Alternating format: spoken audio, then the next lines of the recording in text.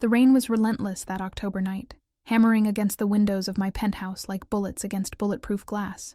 I stood in the darkness, nursing a glass of whiskey that had long since gone warm, watching the city lights blur through the downpour. It was 2:43 in the morning, and sleep had abandoned me hours ago, chased away by thoughts of tomorrow's war council and the blood that would inevitably follow. My name is Vincent Moretti, and I built an empire on the bones of my enemies. At 38 years old, I controlled half the city's underground operations, commanded the loyalty of 300 men, and had enough blood on my hands to fill an ocean. The Bratva feared me, the Italians respected me, the Irish avoided me, and the Russos, well, they wanted me dead. Giovanni Russo and I had been at war for 5 years, 5 long, brutal years of territory disputes, assassinations, and revenge killings that had turned the city into a war zone. He'd killed my father. I'd killed his brother. He'd bombed one of my warehouses. I'd burned down his casino. Back and forth, an endless cycle of violence that neither of us seemed capable of ending. We were locked in a dance of mutual destruction, and neither of us knew the steps to stop. I raised the glass to my lips when I heard it, a sound so soft I almost missed it beneath the drumming rain. A whimper. No, not a whimper. A sob, broken and desperate, coming from just outside my door. My hand moved instinctively to the Glock holstered at my back as I approached the entrance. Nobody came to my penthouse uninvited. Nobody even knew where I lived, except for my most trusted men. The building had 24-hour security, cameras on every floor, guards at every entrance. For someone to be outside my door at 2:43 in the morning meant either a catastrophic security breach or something far more complicated. I checked the security monitor. The camera showed a figure huddled against the wall opposite my door, knees drawn up, face hidden in folded arms, small frame, long dark hair plastered to a delicate neck by rain. A woman. I pulled my gun and disengaged the locks, opening the door with the weapon trained on the intruder. She didn't move, didn't even seem to register the door opening, just sat there shaking, her whole body racked with sobs that seemed to come from somewhere deep and irreparably broken. I lowered the gun slightly, my tactical mind running through possibilities. A trap. Had to be a trap. A beautiful woman as bait, while assassins waited in the stairwell, except my phone wasn't lighting up with alerts from security. No alarms, no warnings, just this girl, soaked to the bone, crying outside my door like the world had ended. "Miss," I said, my voice harder than necessary, "you need to leave, now." She looked up, and my world tilted on its axis, even with mascara running down her cheeks. Even with her face blotchy from crying, even with those dark eyes swollen and red, I recognized her. How could I not? I'd seen her photo 100 times in intelligence reports, studied her face while planning strikes against her father, watched her from a distance at public events, always calculating, always assessing whether she could be useful leverage against the man I hated most in the world. Valentina Russo, Giovanni Russo's daughter, my enemy's only child. 24 years old, art student, supposedly kept completely separate from her father's business.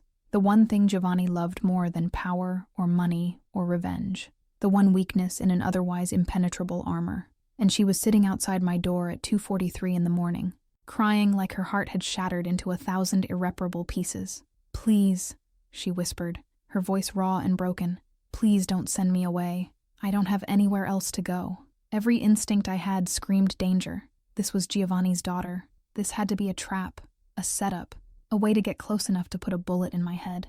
I should drag her inside, call my men, use her as the leverage she was meant to be, or I should put a bullet in her myself, end the war with one trigger pull, break Giovanni the way he'd broken me when he killed my father. But something in her eyes stopped me. Terror. Real, genuine terror. Not of me, I realized. She wasn't afraid I'd hurt her. She was afraid I'd make her leave. I scanned the hallway one more time, checking for threats. For watchers. For any sign this was the trap it had to be. Nothing. Just an empty corridor, and a broken girl who shouldn't exist in my world. Against every bit of training and instinct, I holstered my weapon. "Get inside," I said, quickly. She scrambled to her feet, unsteady, and I realized she was barefoot. No shoes, no jacket despite the freezing rain, just a thin dress that clung to her body, completely soaked through. She stumbled past me into the penthouse, dripping water onto my marble floors, and I shut the door behind her, engaging all 6 locks. She stood in the center of my living room, shivering violently, arms wrapped around herself. Up close, I could see the full extent of her condition. A bruise forming on her left cheekbone, split lip, scratches on her arms that looked like fingernail marks, and her feet, bloody from running barefoot through the city streets. "What happened to you?" I demanded, already pulling out my phone to check for news of an attack on the Russo compound. If someone had gone after Giovanni, if there was chaos in his organization, I needed to know. "My father," she said, and her voice cracked on the words. "My father did this." I lowered the phone slowly. "What?" She wrapped her arms tighter around herself. "He found out about Marcus, about us. He said I'd disgraced the family, that I was a whore who'd betrayed everything he'd built. Marcus Delacroix. I knew the name. Giovanni's accountant, mid-30s, married, 2 kids. Unremarkable except for his access to Giovanni's financial records. Did he?" I couldn't quite form the question. "Did your father do this to you?" She nodded, fresh tears spilling down her cheeks. "He said I was dead to him, that I'd chosen my path and now I had to live with it. He threw me out, told his men if I came back they should shoot me on sight." My mind was racing, trying to process this information, trying to fit it into what I knew about Giovanni Russo. The man was ruthless, brutal, capable of horrifying violence, but he worshipped his daughter. Every intelligence report confirmed it. He kept her away from the business, gave her everything she wanted, protected her like she was made of spun glass, unless that had all been a lie, unless the loving father was just another mask. And beneath it was the same monster who'd put 3 bullets in my father's chest. "You came here," I said slowly. "To me, of all people. Why?" She met my eyes, and I saw something in them that made my chest tight. Desperation, but also calculation, intelligence. This wasn't just a broken girl seeking shelter. This was someone who'd made a choice. "Because you're the only person in this city my father truly fears," she said. "Because if I'm going to survive, I need protection he can't break through. And because," she took a shaky breath, "because I know things about his operations, his accounts, his plans, things that could destroy him." I stared at her, understanding dawning. She wasn't here seeking refuge. She was here offering a deal. Information for protection. The intelligence goldmine I'd been trying to crack for 5 years, delivered to my door by the man's own daughter. It was too perfect, too convenient. "This is a trap," I said flatly. "You're here to get close to me, to find a weakness, to—" "No," she interrupted, taking a step toward me. "I know what you think of me, of my father. I know about the war between you, about what he did to your father, about what you've done to his people. I know all of it, and I don't care." Her voice broke again. "I just want to be free of him, free of the lies and the violence and the fear. I want to live my own life, even if that means betraying your own father," I asked, testing her, searching for cracks in the story. "He stopped being my father the moment he put his hands on me," she said, and there was steel beneath the tears. "He stopped being anything to me except a monster I needed to escape." For a long moment, we stood there in silence, measuring each other. She was shivering so hard her teeth chattered, leaving puddles on my floor, bleeding from her feet. And I was trying to decide if I was looking at the greatest opportunity of my life or the most elaborate trap ever set. "You're bleeding," I said finally, gesturing to her feet. "And you're freezing. Whatever this is, whatever you're really doing here, we'll deal with it after you've warmed up and stopped bleeding on my floor." Relief flooded her face, so genuine I almost believed it was real. "Thank you," she whispered. "You have no idea what this—" "Save it," I cut her off. "I'm not doing this out of kindness, Valentina Russo. I'm doing it because if you're telling the truth, you're valuable. And if you're lying, well," I let the threat hang unfinished. "I'll take anything at this point," she said quietly. "Even conditional mercy from my father's enemy." I led her down the hallway to one of the guest bathrooms, acutely aware of her limping beside me, leaving small, bloody footprints on the white marble. In the bathroom, I pulled out towels, a first aid kit, one of my shirts that would drown her small frame. "Hot shower," I instructed. "Clean up those cuts. Put this on." I gestured to the shirt. "We'll talk when you're not hypothermic." She nodded, clutching the towel to her chest. "Vincent," she said as I turned to leave. I stiffened at the use of my first name. "That's Mr. Moretti to you." She flinched. "Mr. Moretti, thank you for not turning me away." I grunted and left, closing the door behind me. In the hallway, I pulled out my phone and made 3 calls. First to Marcus, my head of security. "I need eyes on the Russo compound. Now. Any activity, anything unusual. I want to know immediately." Second to Tony, my intelligence officer. "Pull everything we have on Marcus Delacroix. Personal life, finances, connections to Giovanni Russo. I want it on my desk in an hour." Third to Dr. Castellano, my personal physician. "I need you at my penthouse. Now. Don't ask questions. Just come." Then I returned to the living room, poured myself a fresh whiskey, and tried to think through the impossible situation I'd just allowed into my home. Valentina Russo, in my penthouse, offering to betray her father. Either I'd just acquired the weapon that would end the war, or I'd invited a viper into my nest. I heard the shower turn off 15 minutes later, heard her moving around in the bathroom. When she finally emerged, I was still standing by the windows, watching the rain. She'd put on my shirt as instructed. It fell to mid-thigh on her, the sleeves rolled up several times. Her hair was still damp but combed, her face scrubbed clean. The bruise on her cheek looked worse now, dark purple blooming across delicate bone. "Sit," I gestured to the sofa. She obeyed, moving carefully like everything hurt. I remained standing, maintaining the power dynamic. "The doctor will be here soon to look at your feet. Until then, you're going to tell me everything. And I mean everything. Starting with why I should believe a single word that comes out of your mouth." She met my gaze steadily. "Because I have proof." "Of what?" "Of everything I'm offering." She reached into the pocket of my shirt, now hers, and pulled out a small flash drive that must have been hidden in her dress. "This contains copies of my father's financial records for the past 5 years. Every account, every transaction, every dollar he's laundered. It also contains names, locations, and dates of operations he's planning." I took the flash drive, examining it. Could be anything. Could be a virus designed to destroy my systems. "I know," she said. "That's why I'm telling you to check it on an isolated system. No network connection. Verify everything before you decide whether to trust me." Smart. Too smart for someone who was supposedly kept separate from her father's business. "You said you were kept away from all this," I noted. "That you were just an art student. How do you have access to this level of information?"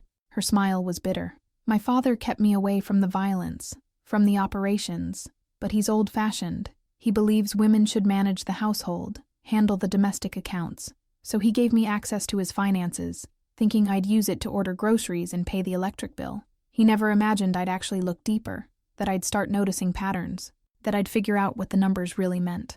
"And Marcus?" I prompted. "He confirmed what I'd already suspected," she said quietly. "He showed me how to access the restricted files, taught me how to cover my tracks. We were going to run away together, start over somewhere my father couldn't find us. I'm guessing Giovanni discovered the affair." She nodded, touching her bruised cheek gingerly. "Marcus's wife found out first, told my father. He confronted me tonight. When I admitted it, when I told him I loved Marcus and wanted to leave, She swallowed hard. "He lost control." "Where's Marcus now?" I asked. "Dead," she whispered. "My father shot him, right in front of me. Said he was teaching me a lesson about betrayal. Then he beat me and threw me out with nothing but the clothes on my back." I'd hidden the flash drive in my bra. It's the only thing I managed to save. The room was silent, except for the rain and her quiet breathing. If she was lying, if this was an act, it was the most convincing performance I'd ever seen. But I hadn't survived this long by taking people at face value. "Why me?" I asked again. "You could have gone to the police, gone to a shelter, gone anywhere. Why come to the one person guaranteed to have a target on your back?" "Because my father owns half the police," she replied. "Because any shelter would hand me over the moment he asked. And because," she hesitated, "because I've been watching you. For 2 years. Ever since the Castellano wedding. The Castellano wedding. Antonio Castellano had married his daughter off to a Chicago family, and both Giovanni and I had attended, maintaining the pretense of civility for the sake of neutral territory. I'd barely noticed Valentina there, or so I'd thought. You were there for 10 minutes, she continued. You gave your congratulations, made the minimum required small talk, and left. But in those 10 minutes, I saw something. What? I asked, genuinely curious now. Loneliness, she said simply. You were surrounded by people who feared you, respected you, needed you, but you were completely alone. I recognized it because I felt the same way. My father's perfect daughter, given everything except the freedom to choose my own life. I saw myself in you, a prisoner in a gilded cage. The observation was too accurate for comfort. Before I could respond, my phone buzzed. Marcus, my security chief, boss, unusual activity at the Russo compound. 3 cars left about an hour ago, headed in different directions, like they're searching for something, or someone. Keep tracking them, I ordered. Let me know if any head this direction. Got it. Also, Giovanni himself just left, heading toward the Delacroix residence. My stomach tightened, to finish cleaning up his mess. To make sure Marcus's wife understood the consequences of talking. Valentina had gone pale, clearly reaching the same conclusion. He's going to kill her, she whispered. Marcus's wife, to eliminate witnesses. She stood up abruptly, swaying. We have to warn her. We have to. Sit down, I commanded. Before you fall down. We're not doing anything. This isn't our problem. She's innocent, Valentina said desperately. She has 2 children. You can't just let my father murder her because she found out about the affair. I can, and I will, I replied coldly. I'm not in the business of saving people, Valentina. I'm in the business of surviving, and getting involved in Giovanni's cleanup operation would be suicide. Her eyes filled with tears again, but this time they were tears of anger. Then you're just like him, just another monster who only cares about power. Maybe I am, I said, but I'm the monster offering you protection. So sit down and accept what I'm willing to give, or leave and take your chances with your father. She sat, but the way she looked at me had changed. The hope I'd seen earlier was gone, replaced by disgust and disappointment. For some reason, that bothered me more than it should have. The doctor arrived 20 minutes later. Dr. Castellano was 70, discreet, and had been patching up my people for 3 decades. He took one look at Valentina and raised an eyebrow. Giovanni Russo's daughter, he observed. This is going to complicate things. Just fix her feet, I said, and check that bruise. Make sure there's no serious damage. The doctor worked in silence while I watched from across the room. Valentina bore his ministrations without complaint, staring at nothing, lost in thoughts I couldn't read. Superficial injuries, the doctor finally announced. The feet will heal in a few days. The bruise looks worse than it is. No broken bones. Keep the cuts clean. Take these antibiotics to prevent infection. He handed her a bottle of pills. And rest.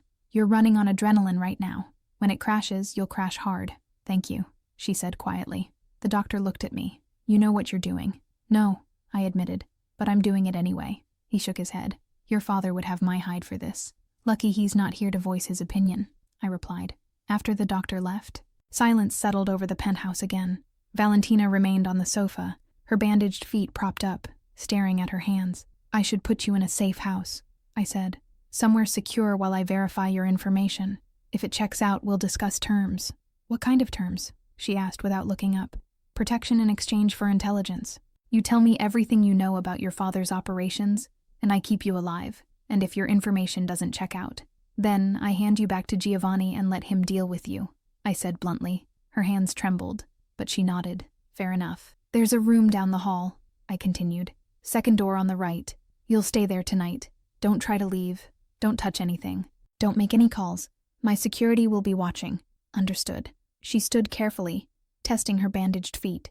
Mr. Moretti, she said, I know you don't believe me. I know you think this is a trap, but everything I told you is true. Time will tell, I replied.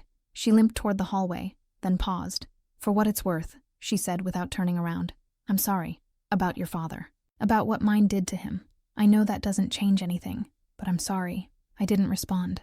After she disappeared into the guest room, I stood there for a long time, turning the flash drive over in my hands. Then I went to my office, booted up an isolated laptop with no network capability, and inserted the drive. What I found in those files changed everything. Account numbers that matched intelligence we'd been trying to gather for years, transaction records that proved Giovanni was laundering money through a dozen fronts we'd never identified, names of corrupt officials, judges, police officers, all on his payroll, shipping schedules for drug operations, locations of weapons caches, plans for expansion into territories we controlled. It was everything.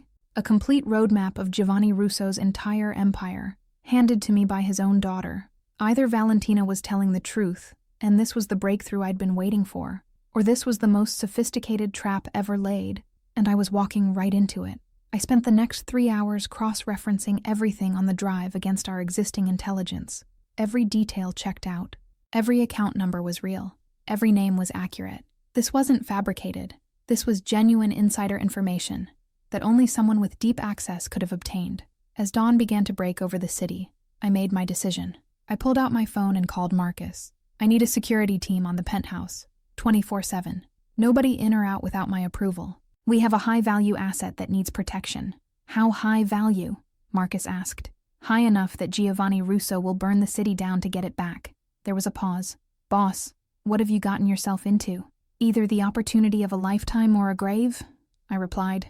Guess we'll find out which. I'll have a team there in 20. Next, I called Tony. That flash drive I'm sending you. I need everything on it verified. I want to know if it's real, if it's current, and if it's actionable. And Tony, I added, if word gets out that we have this, if anyone outside our inner circle learns about it, I'll know it came from you. Understood, Tony said. I'll handle it personally. As the sun rose fully, painting my penthouse in shades of gold and pink, I stood at the windows and contemplated what I'd done. I'd taken in my enemy's daughter. I'd given her shelter. I'd promised protection.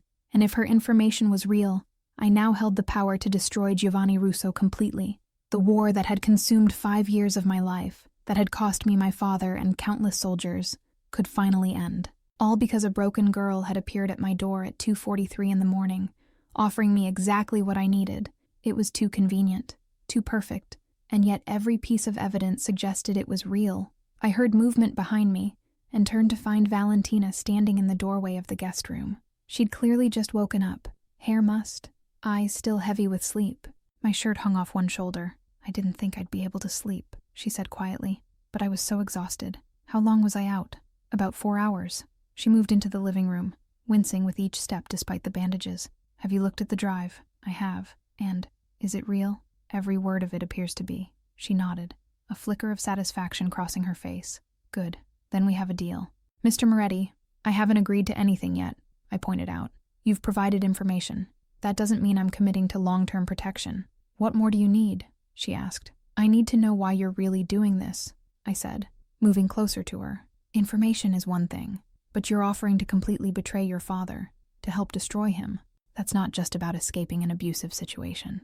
That's revenge. She held my gaze, and I saw the steel I'd glimpsed earlier. You're right, it is revenge. He killed the man I loved. He beat me. He threw me away like trash. But more than that, she continued, her voice hardening. I spent 24 years watching him destroy lives, watching him hurt people, being forced to pretend I didn't know what he really was. Every charity gala, every family dinner, every public appearance where I had to smile and play the perfect daughter while knowing the blood on his hands. I'm tired of being complicit. I'm tired of being his redemption, the proof that he's not completely a monster because he has a daughter who loves him. I want him to pay for what he's done. To you, to Marcus, to everyone.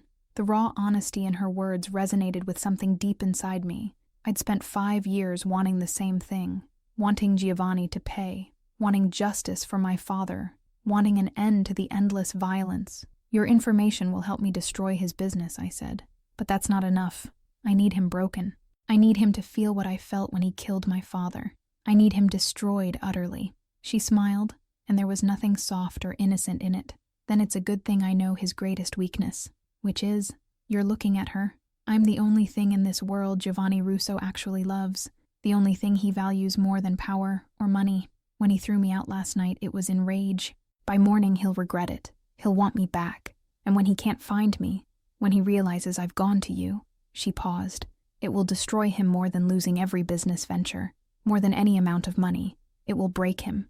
If you enjoyed this story so far, please don't forget to like and subscribe to see what happens when Giovanni discovers his daughter has allied with his greatest enemy. Will Valentina's revenge succeed, or will her father's love become his most dangerous weapon? Hit that notification bell so you don't miss what comes next. The implications of what she was saying settled over me. She wasn't just offering intelligence. She was offering herself as a weapon, as the blade that would cut deepest into Giovanni's heart.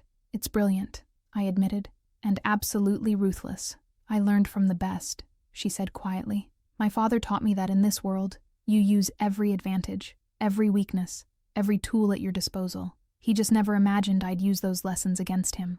For the first time since she'd appeared at my door, I allowed myself to truly look at her, not as Giovanni's daughter, not as a potential trap or a source of intelligence, but as a person. She was beautiful, even with the bruise marring her cheek, dark hair that fell in waves past her shoulders, eyes that were almost black, deep and haunted, delicate features that made her look younger than 24, but there was strength there too, in the set of her jaw, the straightness of her spine despite obvious pain, the unwavering way she met my gaze.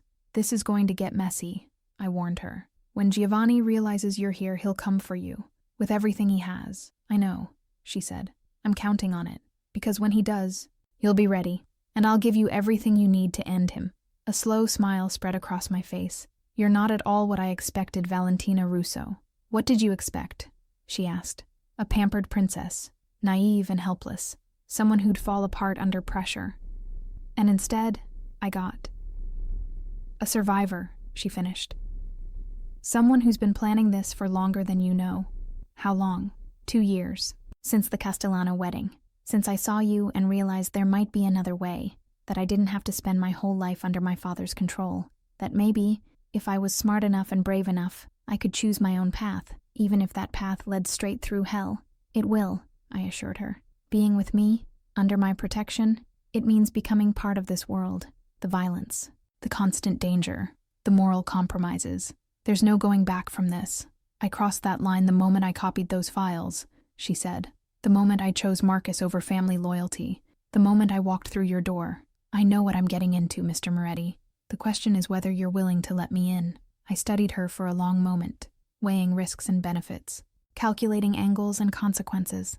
Every logical part of my brain said this was dangerous, that trusting her was foolish, that I should use her information and nothing more. But something in her eyes called to me. Recognition, like she'd said. 2 prisoners in gilded cages, finally seeing a way out. We have a deal, I said finally. You give me everything you have on your father.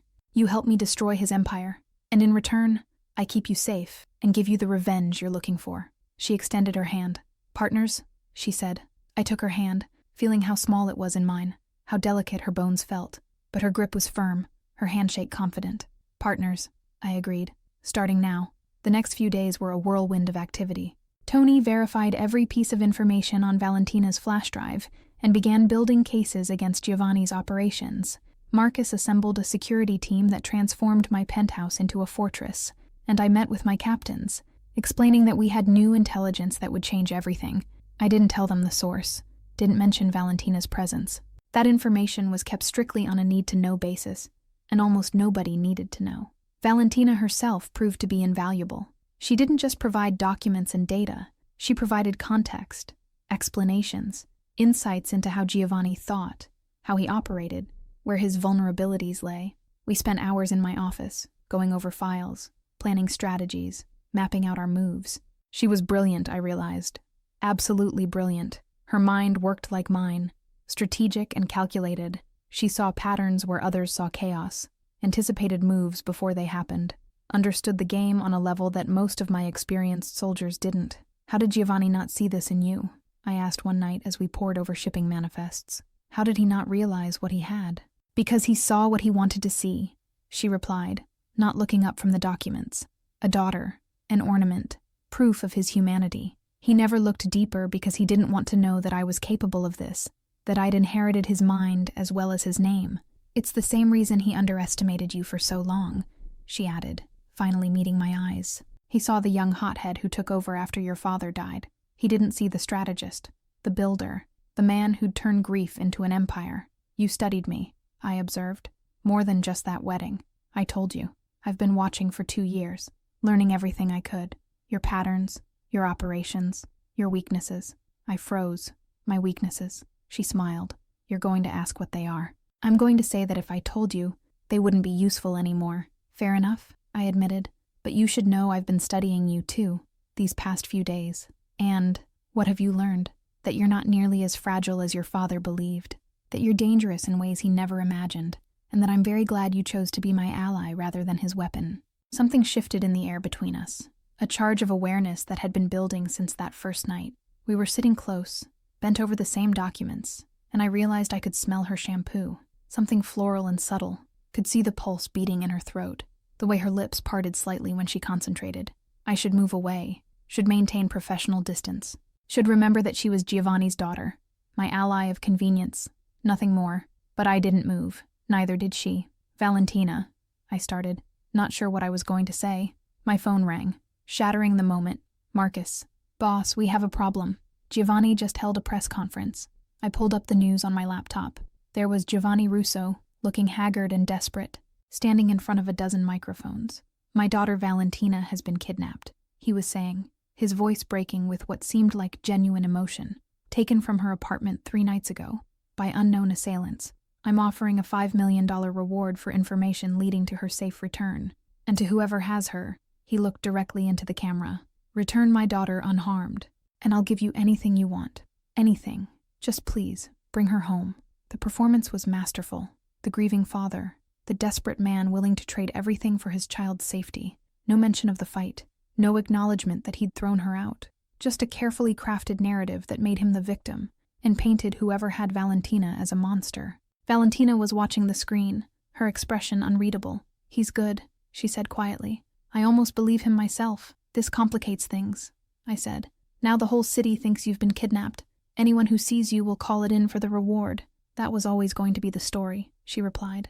"He couldn't admit he threw me out, couldn't admit he lost control, so he had to spin it. Make himself look sympathetic, make you look like the villain. Except I am the villain," I pointed out. "True," she agreed. "But now you're the villain who has to keep me hidden even more carefully. Because if anyone discovers I'm here willingly, if anyone realizes I'm helping you, her father will know she'd betrayed him completely, and his response would make the beating look gentle by comparison. I'll increase security," I decided. "No one goes in or out without multiple verification checks. And Valentina, no more appearing in public areas of the building. You stay in the penthouse. Always." She nodded, accepting the restriction without argument. "It's fine. I have everything I need here." The days blurred together after that. We worked in tandem, dismantling Giovanni's empire piece by piece. Using Valentina's intelligence, we identified weak points and exploited them mercilessly. A shipment intercepted here, a corrupt official arrested there, bank accounts frozen, front businesses raided, each strike calculated for maximum damage, minimal blowback. Giovanni was reeling, unable to understand how we'd gotten so far inside his operations, how we knew things that only his inner circle should know. Through it all, Valentina remained calm, focused. She showed no remorse for what we were doing to her father, no hesitation about the role she was playing. If anything, she seemed energized by it, driven by a need for vengeance that matched my own. But late at night, when she thought I wasn't watching, I'd catch glimpses of something else. Sadness, grief for the father she'd once believed in, before she learned the truth, mourning for the relationship that could never be repaired, for the innocence she'd lost. One night, 2 weeks after she'd arrived, I found her standing at the windows where I'd spent so many sleepless nights. She was wearing one of my shirts again, having claimed several from my closet. Her feet were healed now, leaving only faint scars as reminders of that desperate run through the rain. "Can't sleep?" I asked, joining her at the window. "Too much on my mind," she admitted. "We hit the warehouse district today. That was one of my father's oldest operations, one he started with his father. Watching it burn," she trailed off, "felt like watching my childhood burn." "Regrets?" I asked. "About destroying him?" "No," she said firmly. "About what he forced me to become. About what this war has cost both of us." I didn't respond, unsure what to say. We stood in silence, watching the city lights. Then Valentina spoke again, her voice barely above a whisper. "Can I ask you something? Anything? What was your father like before mine killed him?" The question caught me off guard. No one asked about my father anymore. In this world, you moved forward. You didn't dwell on the dead. But something about the quiet intimacy of the moment, the vulnerability in Valentina's voice, made me answer honestly. "He was a good man," I said. "As good as you can be in this business. He had rules, lines he wouldn't cross. He believed in honor, in keeping your word, in protecting the innocent. Everything I learned about leadership, about strategy, about how to build something that lasts, I learned from him." "What happened?" she asked softly. "Why did Giovanni kill him?" "Territory dispute," I said, the old anger rising. "Your father wanted to expand into our docks. My father refused. So Giovanni arranged a sit-down, pretended he wanted to negotiate peacefully. Then he had his men open fire. My father and 3 of his captains died in that ambush." "I'm sorry," Valentina whispered. "I was 15 when it happened. I remember my father coming home that night covered in blood. He told us there'd been an incident, that some rivals had been eliminated. He seemed proud. I felt sick. We were both silent for a moment, processing the weight of our shared history. The blood between our families that neither of us had spilled but both of us carried. "I should hate you," I said quietly. "You're Giovanni's daughter. His blood runs in your veins. Every time I look at you, I should see him. But you don't," she said. It wasn't a question. "No," I admitted. "I see you, Valentina, not his daughter, not a tool or a weapon, just you." She turned to face me fully, and in the dim light, I could see tears glistening in her eyes. "I see you too, Vincent. Not the monster my father described, not the enemy I was raised to fear, just you." The air between us felt charged, heavy with unspoken words and forbidden feelings. I knew I should step back, should maintain the distance that had kept us both safe for the past 2 weeks, but I didn't. Instead, I reached out and gently touched the bruise on her cheek. It had faded to a yellowish green, nearly healed.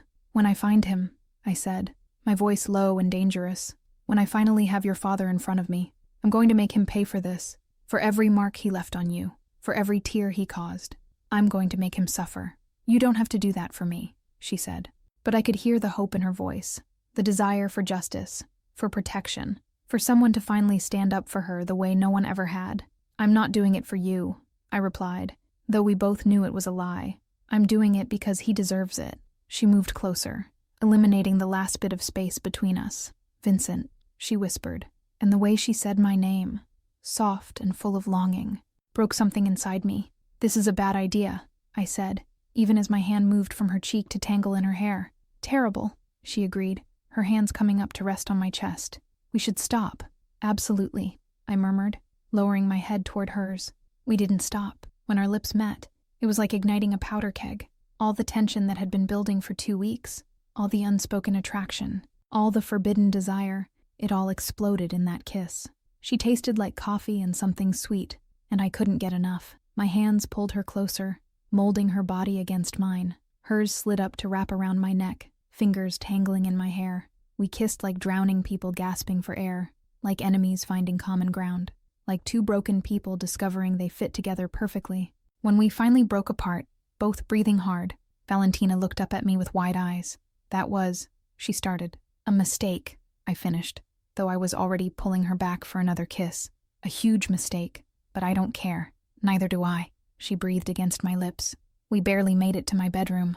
Clothes were shed in a trail down the hallway, hands exploring, mouths tasting. 2 years of suppressed attraction finally unleashed. When we came together, it was explosive and desperate, and absolutely right in a way that terrified me. Afterward, she lay in my arms, her head on my chest, fingers tracing lazy patterns on my skin. "We shouldn't have done that," she murmured, but there was no regret in her voice. "Definitely not," I agreed, pressing a kiss to the top of her head. "Your father would kill me if he knew." "My father wants to kill you anyway," she pointed out. "At least now he'd have a good reason."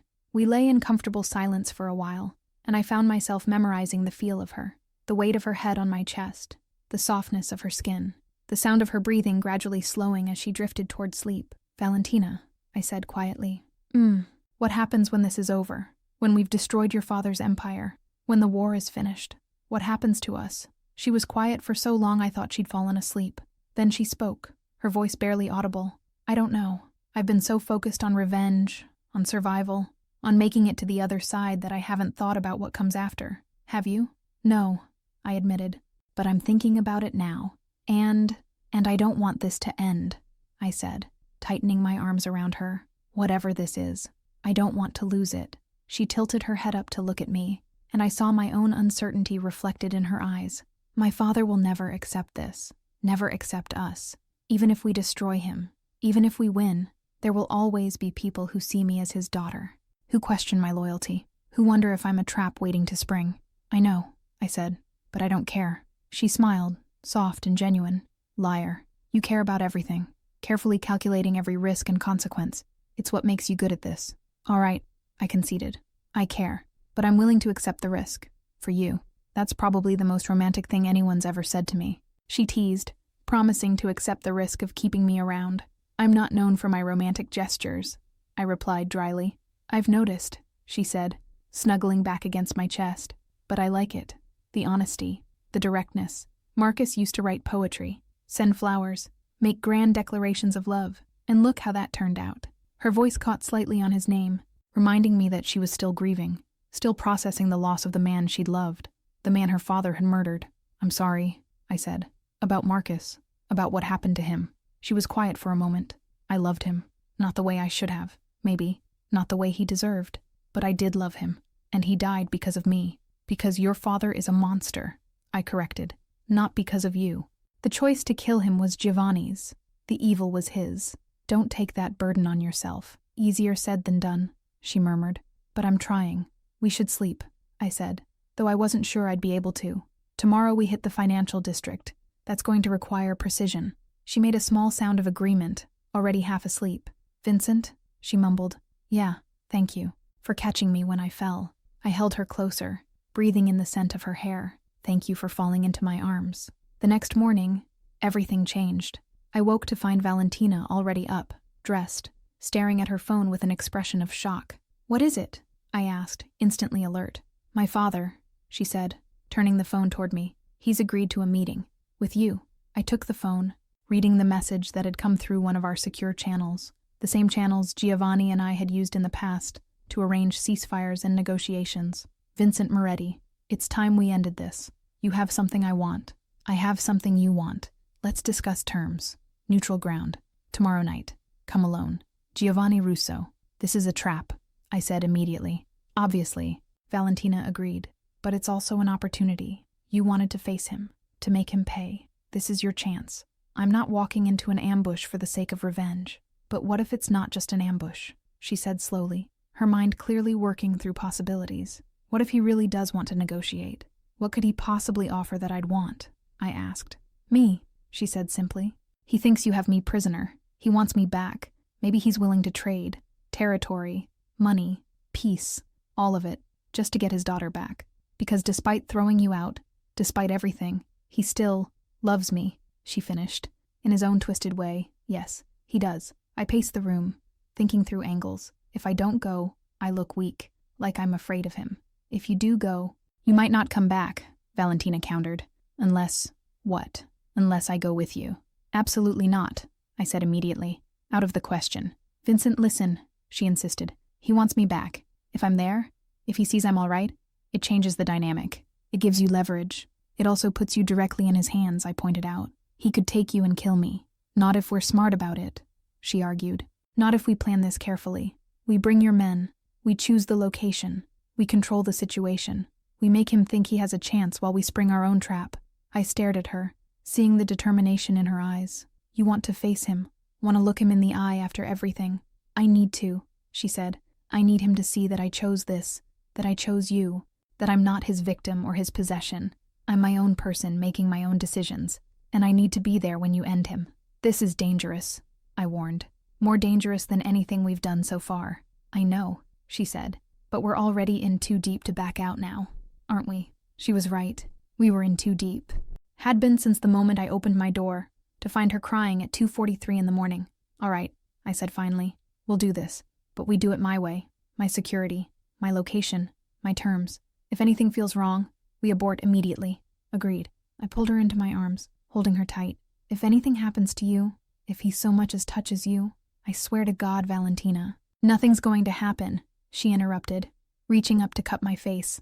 We're going to end this. Together. We spent the rest of the day planning. I called my captains, laid out the situation, assigned positions. 50 men would surround the meeting location, hidden but ready. Snipers on rooftops, vehicles blocking every exit.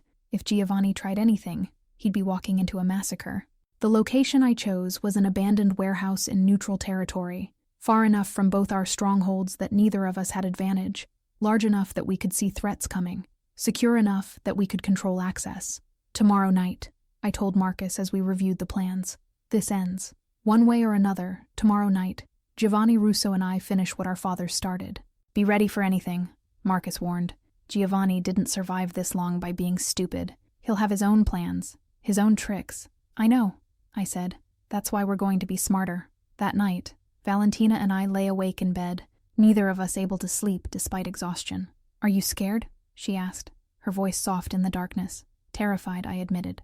Of dying, of losing, of something happening to you, of all of it. She turned in my arms to face me. I'm scared too, but I'm also relieved. This limbo, this waiting, it's been eating at me. At least tomorrow we'll have resolution. One way or another, we'll know how this ends. I kissed her forehead. I want it to end with you safe, with your father answered for his crimes. With us building something new from the ashes of this war. That's a lot to want, she said. But I want it too. We held each other in the darkness, drawing strength from proximity, from shared purpose, from the bond that had formed between us in such an impossibly short time. Tomorrow would bring violence, blood, potentially death, but tonight we had this, each other, and somehow it was enough. The warehouse was exactly as cold and empty as I'd expected when we arrived at 10 the following night. Valentina stood beside me, dressed in black jeans and a leather jacket I'd provided, looking every inch the Mafia princess she'd been raised to be. Her hair was pulled back in a severe ponytail, her face set in determined lines. She'd insisted on wearing a wire, on being armed, on being a full participant rather than a damsel in need of rescue. My men were in position. I could feel their presence even though I couldn't see them. Marcus on the south side with a sniper team, Tony covering the east, Angelo, my newest captain, holding the west. They all knew their orders. Wait for my signal. Be ready for anything. Trust no one. Valentina's hand found mine, squeezing once before letting go. Whatever happens, she said quietly, I don't regret this. Any of it. Neither do I replied. The sound of engines approaching made us both tense. A convoy of black SUVs rolled into the warehouse district, their headlights cutting through the darkness. They stopped 50 feet from where we stood, and for a long moment, nothing happened. Then a door opened. Giovanni Russo stepped out. I hadn't seen him in person in over a year. He'd aged in that time, his hair more gray than black now, his face lined with stress, but his eyes were the same, cold, calculating, dangerous. They fixed on Valentina, and I saw genuine emotion flicker across his face. Relief, anger, something that might have been love if he was capable of it. Valentina, he said, his voice rough. Thank God. Are you hurt? Did he touch you? I'm fine, Papa, she replied. Her voice steadied despite the tremor I could feel running through her. Vincent didn't hurt me. He protected me. Giovanni's eyes snapped to me, cold fury replacing the brief warmth. Protected you. He kidnapped you. No, Valentina said, stepping forward. He didn't. I came to him, willingly. The night you threw me out, the night you murdered Marcus in front of me, I ran to the one person I knew you couldn't touch. Giovanni's face went white. What? Did you think I wouldn't remember? She asked, her voice hard now. Did you think you could beat me, throw me away, and I'd just forget? That I'd come crawling back begging for forgiveness? Valentina? I was angry, Giovanni started. You betrayed the family. I lost control. But you're my daughter, my blood. Come back with me now, and we'll forget this happened.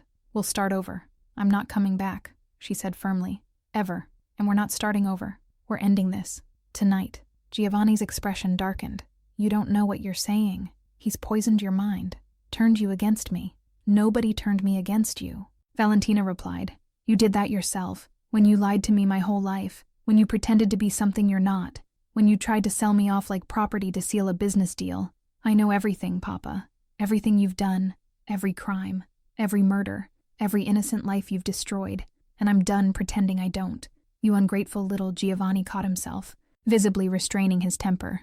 I gave you everything. A home. An education. Safety. You gave me a gilded cage, Valentina corrected. And you kept me there by lying to me. But I'm free now.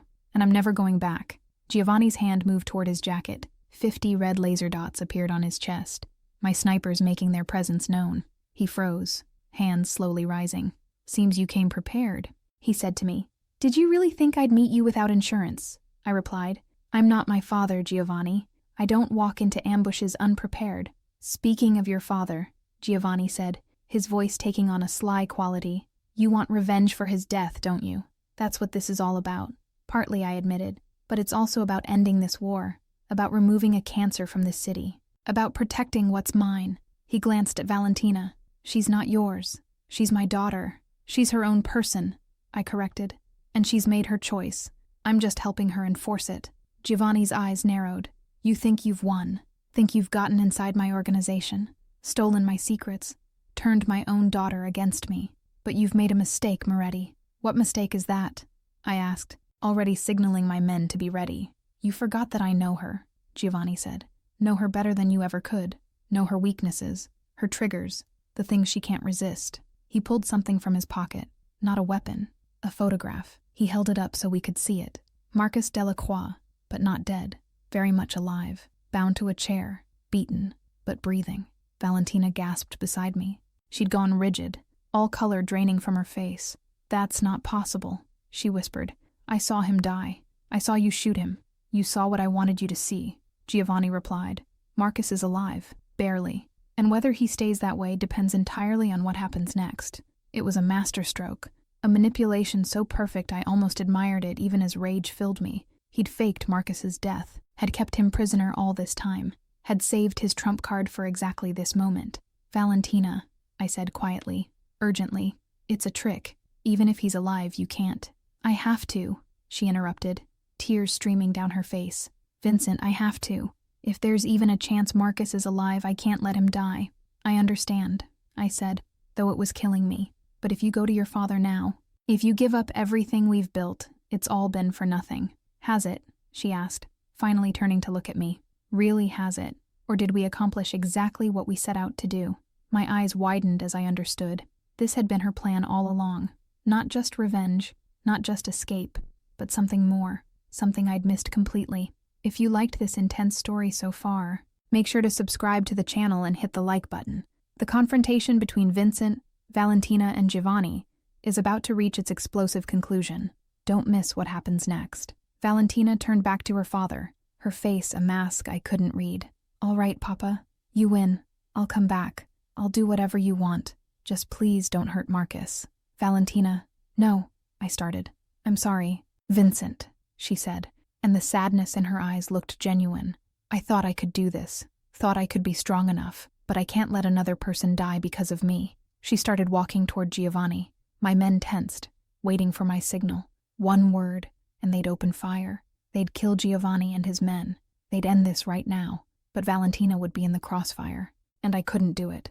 Couldn't risk her life, even to end the war, even to get revenge for my father. So I let her walk, let her move across the empty space between us and Giovanni. Let my enemy win. Giovanni smiled, triumphant, and reached out to grab his daughter's arm. That was his mistake. The moment his fingers touched her, Valentina moved. Her hand, which had been hidden in her jacket pocket, came out holding a small pistol. She pressed it against her father's chest and pulled the trigger. The sound echoed through the warehouse. Giovanni's eyes went wide with shock and betrayal as he stumbled backward, blood blooming across his white shirt. His men started to react, but my snipers were faster. Red dots became gunfire. Bodies dropped. In the chaos, Valentina ran, not back to me, toward Giovanni's convoy, toward the SUV he'd arrived in. She yanked open the back door, and there he was, Marcus Delacroix, alive, bound and gagged but breathing. She cut his bonds with a knife she'd hidden, helped him out of the vehicle. And then, as my men finished eliminating Giovanni's security and I stood frozen in shock, she looked at me across the blood-stained warehouse floor. I'm sorry, she called out, for all of it, but especially for this. She and Marcus got into the SUV. The engine roared to life, and they drove away, disappearing into the night, leaving me standing over Giovanni Russo's dying body, finally understanding the game she'd been playing all along. Marcus, my security chief, not her lover Marcus, rushed to my side. Boss, should we pursue? No, I said quietly, watching the taillights disappear. Let them go. But she just... He started. I know, I interrupted. She played us all, used me to get to her father, used me to keep her safe while she planned her real escape. And I let her because I was fool enough to fall for it. Giovanni was trying to speak, blood bubbling from his lips. I knelt beside him, curious despite myself what his last words would be. She, he gasped. She's more like me than I ever knew.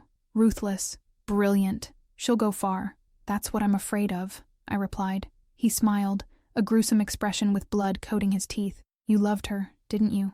Thought you could save her. Could be different from me. I didn't answer. Didn't need to. We both knew the truth. She didn't need saving, Giovanni continued, his voice fading. She needed freedom, and she took it, the only way she knew how, by burning down everything in her path, including both of us. He died then, the light leaving his eyes, taking with him 5 years of war, decades of violence, and the last connection to my father's murder. I should have felt victorious, relieved, something, but all I felt was empty. She'd won. Valentina Russo had defeated both her father and me without either of us seeing it coming. She'd used us both, manipulated us both, and walked away with exactly what she wanted, freedom. Marcus, her own life on her own terms. And she'd left me with nothing but memories of 2 weeks that might have been real, or might have been the performance of a lifetime. I never saw her again. 3 days later, I received a package. No return address. Inside was a note and a flash drive. The note read, Vincent, I meant what I said.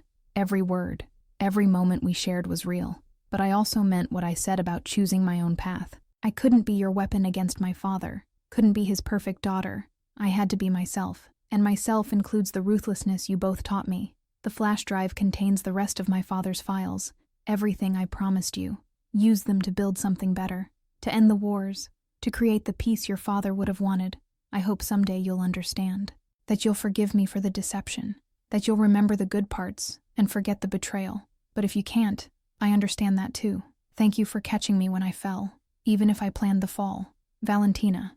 I inserted the flash drive. She'd been telling the truth. Complete financial records, names, locations, everything I needed to dismantle what was left of Giovanni's empire and consolidate power.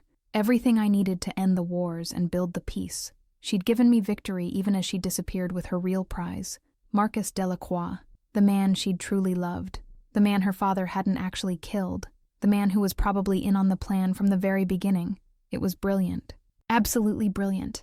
And it destroyed me more completely than any bullet could have. My captains wanted to hunt them down, wanted revenge for the manipulation, but I refused. Some part of me, the part that had held her in the darkness and believed we understood each other, that part wanted her to have the freedom she'd fought for. Wanted her to get the happy ending, even if it meant I didn't. Years passed. I used Valentina's information to end the territorial wars, built alliances instead of enemies, created the peace my father had dreamed of. The city flourished, my empire grew, and I became exactly what she'd said I could be, the strategist, the builder, something more than just a monster. But late at night, when I stood at those windows where I'd first heard her crying, I thought about her, wondered where she was, if she was happy, if Marcus had been worth it, if she ever thought about me.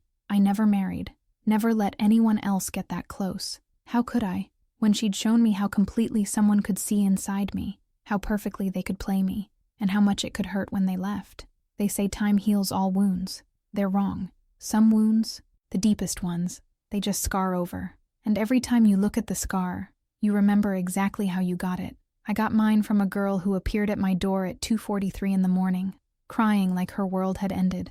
And what she whispered, every word of it, broke me more thoroughly than any enemy ever could, because she made me believe in redemption, in connection, in the possibility of something beyond the violence and the blood. And then she showed me it was all a beautiful lie, the greatest con ever pulled, and I'd fallen for every moment of it. 10 years later, I received another package. No return address.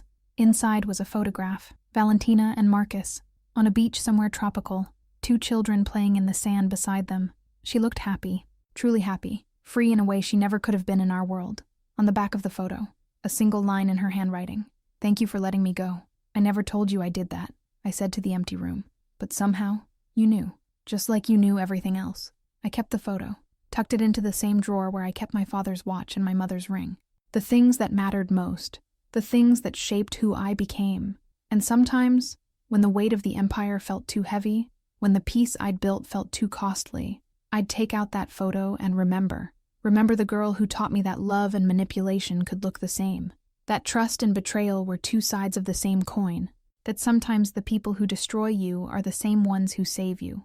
Valentina Russo broke me, but she also made me better, made me smarter, made me build something worth having instead of just taking what I wanted through force. I guess that was her final gift. The lesson that came with the con, that sometimes you have to lose everything to understand what really matters. I'd lost my father to violence, lost my innocence to the war, and lost my heart to a girl who was never really mine to begin with, but I'd gained wisdom, perspective, purpose, and in the end, maybe that was worth the cost. Maybe that's what she'd whispered to me in the darkness between truths and lies, that breaking isn't always destruction. Sometimes it's transformation. Sometimes you have to shatter completely to rebuild as something stronger. She broke me at 2:43 in the morning, and I spent the next 10 years becoming someone worth being broken for, someone who deserved the truth she couldn't give me, someone who could let go even when it hurt. That's what she whispered. In every kiss, every confession, every moment we shared, she whispered goodbye. And I was too in love to hear it until it was too late. But I heard it now, in the silence of my penthouse, in the emptiness where she used to stand, in the memory of her tears that first night, real or performed. I'd never truly know. I heard it, and finally, after all these years, I whispered back, "Goodbye, Valentina. Thank you for the lesson. Thank you for the pain. Thank you for showing me that even monsters can love, even if that love destroys them." She was gone, had been for a decade, would probably never return, but she'd left her mark, on the city, on my empire, on my soul, and I carried it with gratitude and grief in equal measure. The girl who cried at my door at 2:43 in the morning, the girl who whispered secrets and lies and truths I couldn't separate, the girl who broke me, and in breaking me, set me free. Thank you for staying with me through this journey of Vincent and Valentina's impossible love and ultimate betrayal. If this story moved you, please like this video and subscribe to the channel for more powerful stories about love, loss, and the choices that define us. Until next time, remember that sometimes the people who break us are the ones who teach us how to be whole.